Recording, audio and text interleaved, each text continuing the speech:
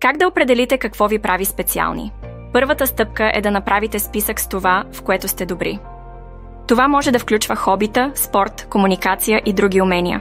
Бъдете честни със себе си, за да получите реална представа за вашите силни страни. След като завършите списъка си, опитайте нови неща. Може би вече знаете, че сте добри в спорта, но не сте опитвали да работите в екип. Изследването на нови дейности може да разкрие скрити таланти. Понякога имате нужда от външна гледна точка. Попитайте близките си какво според тях ви прави специални. Те могат да ви дадат обективен и честен отговор, който ще ви помогне да видите себе си в нова светлина. За да откриете какво наистина ви прави специални, задайте си въпроси за всеки елемент от списъка. Дали сте просто опитни в това, или това ви прави уникални? Какво от списъка ви помага да правите най-добро? Честният отговор ще ви насочи в правилната посока.